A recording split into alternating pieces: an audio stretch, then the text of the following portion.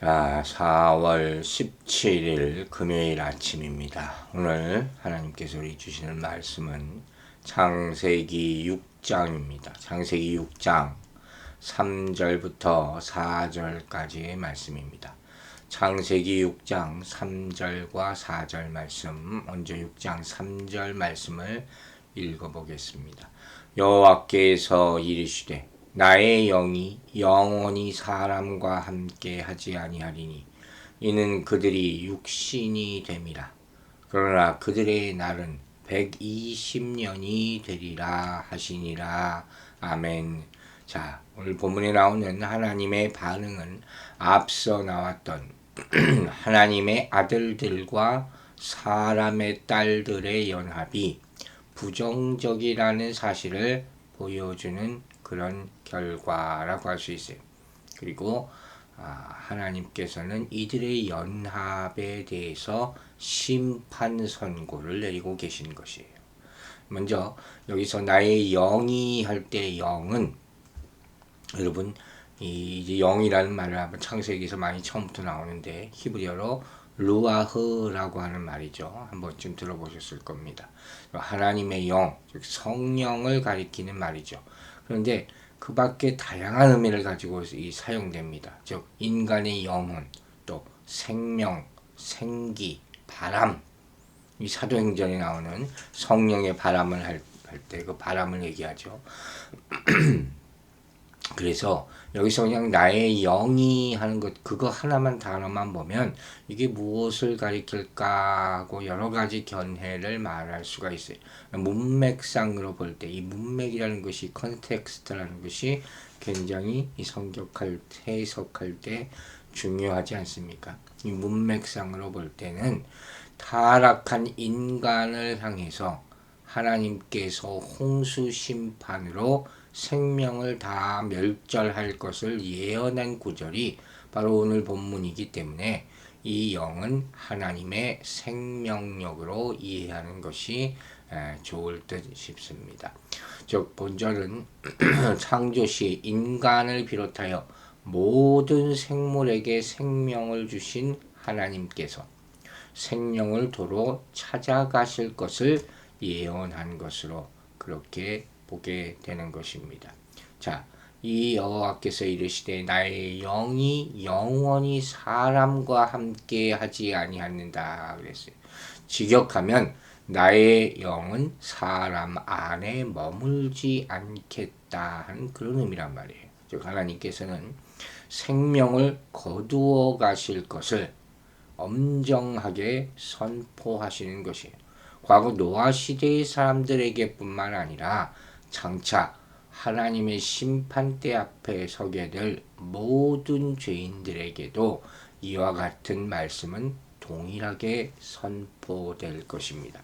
우리가 이 말씀 참 두렵게 떨리는 마음으로 들어야 된다는 것이죠. 즉 하나님은 당신의 뜻대로 살지 않고 자신의 죄악된 욕망대로 사는 사람들은 영생복락의 천국을 소유하지 못하고 어두운 지옥에서 영원히 슬퍼하며 이를 가는 그런 고통을 맛보게 될 것을 강조하고 계십니다. 왜? 생명이 없기 때문에, 하나님의 생명이 없기 때문이라는 거예요.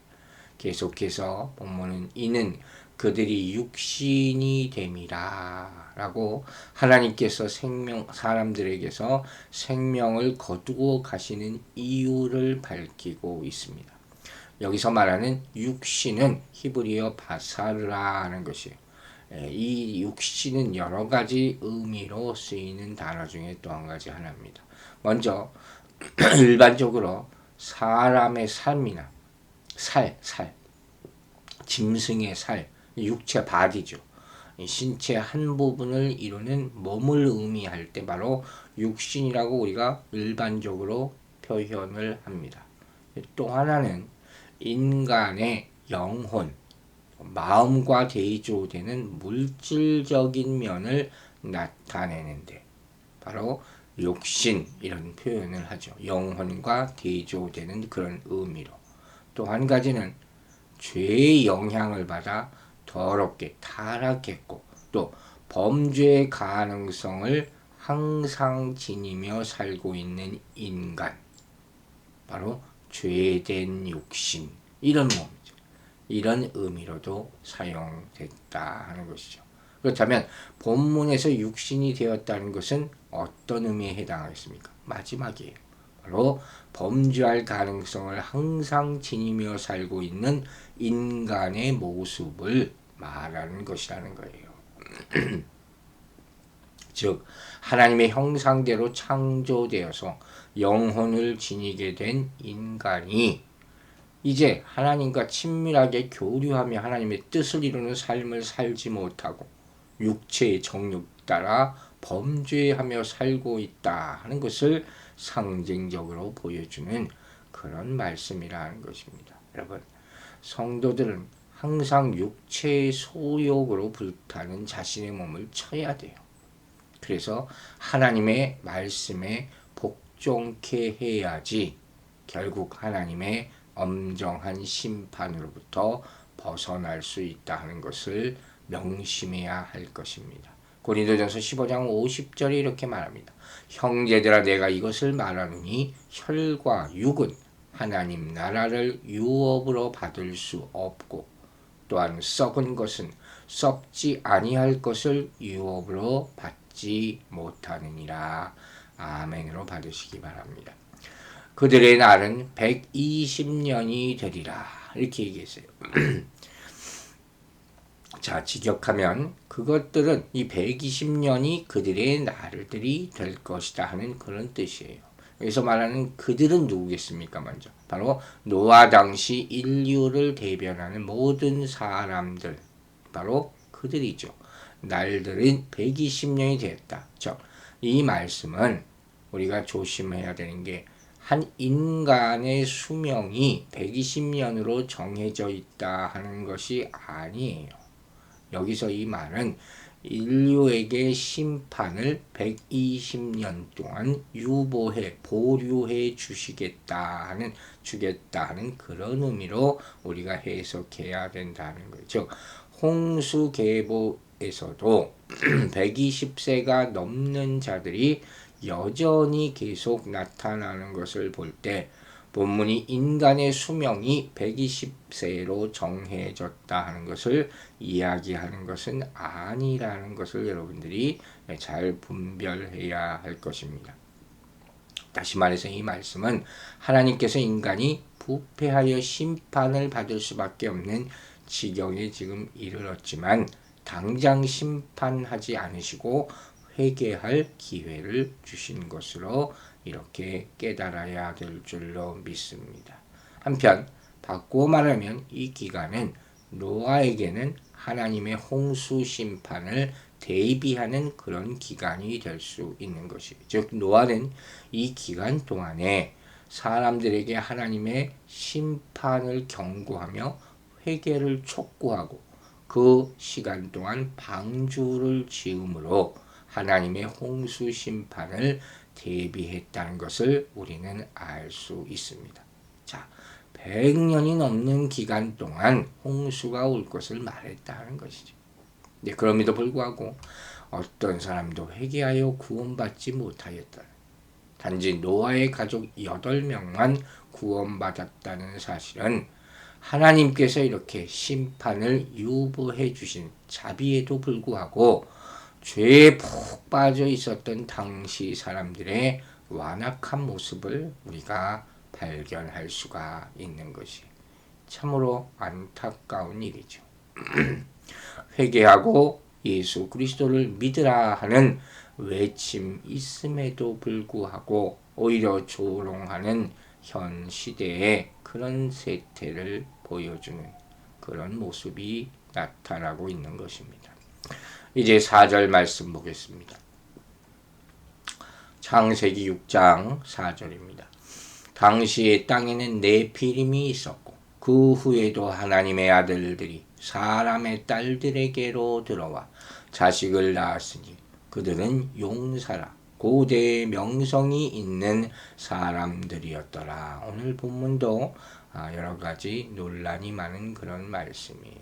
자, 하나님의 아들들이 사람의 딸들을 취하여 자식을 낳았다. 그리고 그 후에 땅에 네피림이라는 그런 인간이 살았다는 네피림의 기원을 설명해 주고 있는 그런 본문이 바로 4절이라는 거예요. 그런데 오늘 본문을 찬찬히 읽어보면 네피림이 하나님의 아들과 사람의 딸들 사이에서 태어난 자들이 아니라는 것을 분별할 수가 있어요. 왜? 그들이 그러한 일을 하고 있을 당시에도 네피림이 있었다고 본문이 먼저 말하고 있기 때문입니다. 당시에는 네피림이 있었고 그렇게 시작하지 않습니까? 그러면 왜 본문이 네피림의 존재를 거인적이죠. 그들의 그런 육체적인 행위와 연결시켜서 분명히 그렇게 얼핏 보면 이렇게 보이거든요. 그리고 그 이후에도 계속 존재했다. 이렇게 소개하고 있을까요? 이것은 인간이 육신이 되었다고 하는 3절의 말씀의 결과를 네피림을 통해서 강조한 것이에요. 다시 말해서 인간의 육신의 욕망이 낳을 수 있는 열매라는 것은 고작해야 육신의 거대함일 뿐 하나님의 거룩한 생명은 결코 소유할 수 없다 하는 것을 강조하는 것이에요. 요한복음 3장 16절에 뭐라 그랬습니까? 육으로 난 것은 육이요 성령으로 난 것은 영이니 영과 육을 가르지 않습니까? 육으로 난 것 가운데 아무리 귀하고 거대한 것이 있어도 결코 영과 비교할 수 없다는 것이에요. 그러나 세상에서는 굉장히 큰 자겠죠. 그들은 용사라 이렇게 얘기하고 있어요. 자, 네피림이 무엇을 말하는가에 대해서 의미하는 것에 대해서 많은 견해들이 또 있습니다. 먼저 어떤 사람들은 이 네피림이라는 단어가 떨어지다, 추락하다라는 의미가 있는 나팔이라는 단어에서 유래했다는 점을 듭니다. 이 나팔이라는 단어를 제가 몇 번 언급한 바 있습니다. 굉장히 추악한 천사, 그건 여러분 꼭 기억하셔야 돼요. 그래서 하나님께 범죄하고 하나님으로부터 추방당해서 하늘에서 떨어진 천사와 사람의 딸 사이에서 태어난 자다. 이렇게 해석하는 사람들이 꽤 있습니다. 또 어떤 사람은 네피림이 일반 사람들과는 뚜렷이 구분되는 괴물 아니면 비범한 모습을 한 그런 사람을 의미한다고 이렇게 주장을 합니다. 그런데 본문에 그 답이 나와 있어요. 창세기의 저자가 이 창세기를 읽는 사람을 위해서 네피림에 대해서 설명을 한 것은 무엇이냐? 바로 그들은 용사라 이렇게 표현하지 않습니까? 성경은 항상 문자적인 내용을 먼저 해석하라고 했어요. 그래서 우리는 그들이 용사라는 표현을 가장 먼저 받아들여야 할 것입니다. 또 당시 독자들도 네피림에 대해서 모르고 있었다 하는 그런 사실도 암시해 주는 거예요. 용사는 그대로 강하고 견고하다. 그런 의미를 가지고 있어요.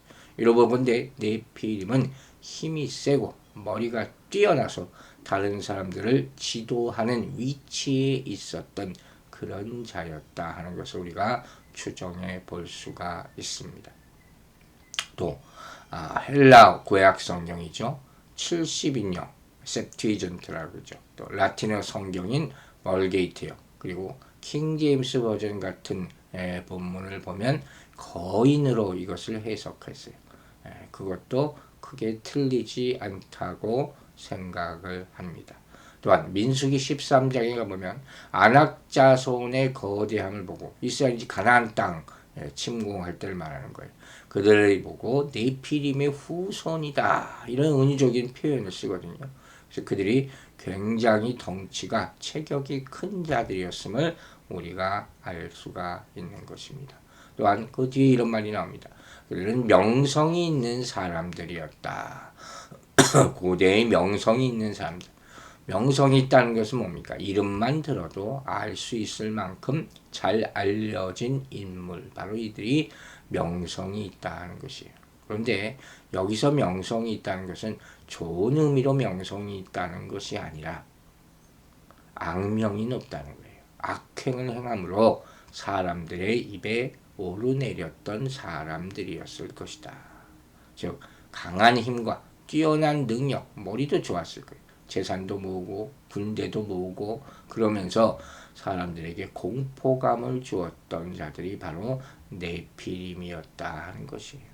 그리고 이들이 하나님의 아들들과 사람의 딸들의 정욕적인 죄악의 행위와 함께 소개되어 있다는 사실을 보면서 확실히 이와 같은 모습이야말로 육체를 따르는 자들의, 육체를 따라 사는 사람들의 전형적인 모습을 보여주는 것이 바로 네피림이라는 거예요. 여러분, 오늘 이 말씀을 보면서 여러분은 무엇을 느낍니까?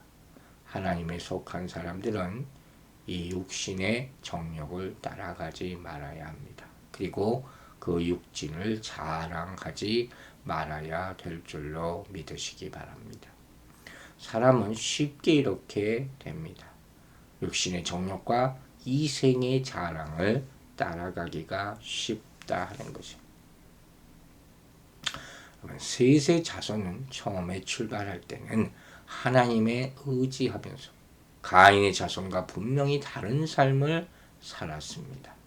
하지만 시간이 지남에 따라서 창세기 3장의 비극이 다시 반복되고 있는 것을 볼 수가 있습니다. 이들은 아담과 하와처럼 육적인 것을 보고 좋아하게 됩니다. 이러한 비극은 지금도 모든 사람에게 계속해서 재현되고 있다는 사실이에요. 오늘 이 아침에 우리는 무엇을 생각해야 되겠습니까? 우리는 하나님의 영이 있는 사람이라 하는 사실입니다. 육신이 되지 않고 하나님의 거룩을 추구하며 그 거룩함을 덧입어 사는 하나님의 사람으로 오늘 하루 살아가게 되기를 주의 이름으로 축원합니다. 기도하겠습니다. 하나님 아버지, 새로운 또 아침이 시작되었습니다. 성령님께서 우리를 다스려 주시고 우리 안에 주인이 되어 주셔서 눈 뜨면 보이는 더럽고 악한 것들, 세상의 것들과 육신의 것들로부터 자유함을 얻게 하여 주시고 내 안에 살아계신 성령이 나를 주관하셔서 나를 힘들게 하고 우리를 세상으로부터 더욱더 가깝게 만드는 모든 악한 것들로부터 온전히 자유케 하여 주시며 하나님의 사람으로 승리하는 하루가 되게 하여 주시옵소서. 우리의 영혼을 주관하여 주시는 주님을 바라봅니다. 감사드리며 예수 그리스도의 이름으로 기도했습니다. 아멘.